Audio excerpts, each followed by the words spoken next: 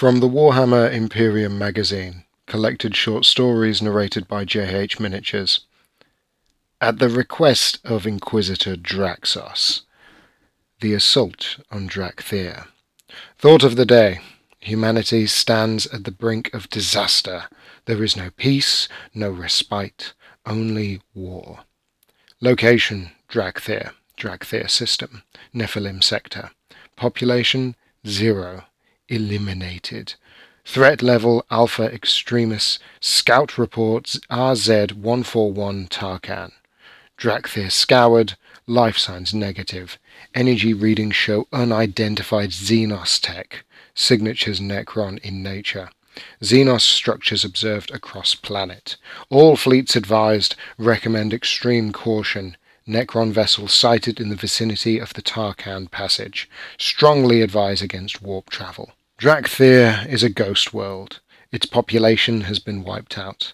Upon the surface of the fallen world, Space Marines from the Ultramarine Second Company fight a brutal battle with the implacable android legions of the Zarakan dynasty. Sergeant Decius led his men forward, roaring the battle cry of the Ultramarines. He thundered towards the first rank of Necron warriors. "Courage and honor!" As they closed the gap, Decius's assault intercessors fired their heavy bolt pistols. A volley of bolter rounds struck the lead rank of Necrons, blasting apart metallic bodies. Several of the androids fell, their living metal sparking, unable to repair the devastating damage. In return, the Necrons unleashed their Gauss flares upon Decius's men. To his left, Brother Amnos was struck, the green beam of flensing energy thudding into his chest. His ceramite armor crumbled to atoms, and a second Gauss beam bored a hole through his chest. The dead Space Marine fell forwards, crashing to the floor, his chainsword sparking as it bit into the stone ground. There was no time to mourn. Decius reached the Necrons just as they were preparing to fire again, his chainsword biting into the skull-like head of the nearest foe. The adamantine teeth of the roaring blade ground through the Necron's skull, loosing a shower of sparks into the air. The light behind the Necron warrior's glowing green eyes faded, and it slumped to the floor with a metallic clang. Decius was on to the next foe, clubbing its Gauss flare aside with the butt of his pistol and striking the Necron in the chest with his chainsword. Again, the roaring of the blade was followed by the screech of tearing metal, and another foe was down. The Necrons fought back as best they could, wielding their Gauss flares as clubs and felling another of Decius's men, but they were no match for the assault intercessors in hand-to-hand combat. A few brief seconds of fighting later, Squad Decius had breached the first Necron line. Ahead, a set of stone steps climbed sharply up a rocky slope. Necron structures jutted from the rocks, casting long shadows. They were near the heart of the Necron outpost. Of that Decius was sure. Atop the staircase, more Necron warriors were pouring fire down upon the Ultramarines. Decius began firing, dropping another foe with each shot from his heavy bolt pistol.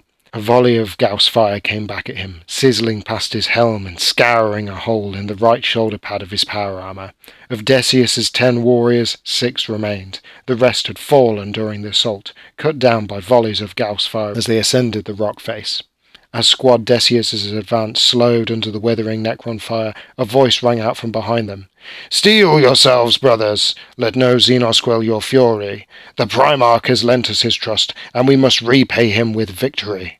Decius recognized the measured tones of Lieutenant Arianus, bearing the heraldry of a Blade Guard veteran and wielding a master-crafted power sword. Arianus advanced alongside the assault intercessors, deflecting Gauss fire with his storm shield and bellowing encouragement to his men.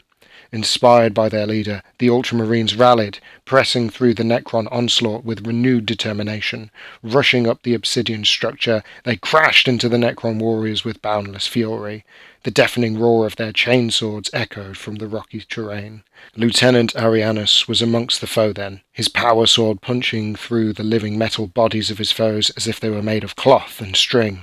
His Neo-Volkite pistol screamed as it fired superheated blasts of energy into the Necron foe, melting their metal forms.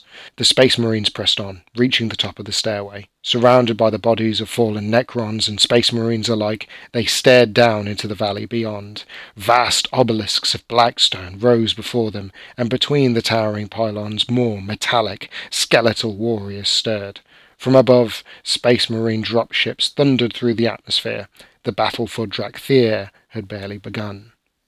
On Drakthyr I learned the true nature of the Necron threat. I have battled many Xenos races in my time, yet none are as implacable and relentless as the Necron legions.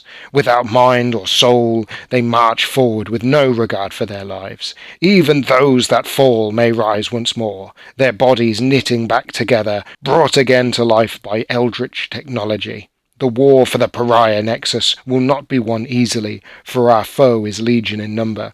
Yet they have not accounted for the will and faith of the Ultramarines. In their arrogance, the Necrons believe humanity to be weak. When the true might of the Adeptus Astartes is unleashed upon them, they shall learn the true power of the Emperor's chosen, and they shall know true misery. Only when the Necron threat has been vanquished shall we Ultramarines mourn our fallen brothers. Sergeant Decius, Ultramarines 2nd Company. And there we go, that is the first of, how many stories are in this? 25, 20, go back, factions, to 30, 31. So there are 31 stories. So yeah, just a nice quick one to start out. That was included with the very first issue of Imperium magazine.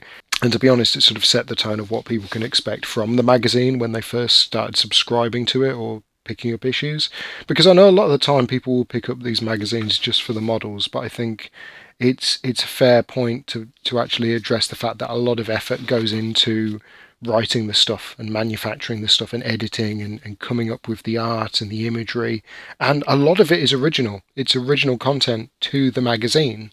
I mean, okay, it's not the world's most exciting story, it's literally just a bit of combat blurb to get you into, Necrons attacking Space Marines, but at the same time that can be enough to capture the imagination. So yeah, all in all, not a bad little bit. It reminds me a lot of the short stories you'd get in codexes and army books back in the day, because you might have a unit like a dreadnought or in this case an assault intercessor squad, and then there would be a little side panel with maybe a paragraph or 2 paragraphs that would just sort of have a story like that, where they're fighting something or they're killing something, or they're sort of having that chance to sort of flex and show their speciality. Orc codexes used to be really good for that, with little stories sort of talking about how like the tank busters would like destroy a land raider or something like that. But I digress. That's the first of many. As I said, there's 31 of these to go through. So stay tuned. Thank you. Bye-bye.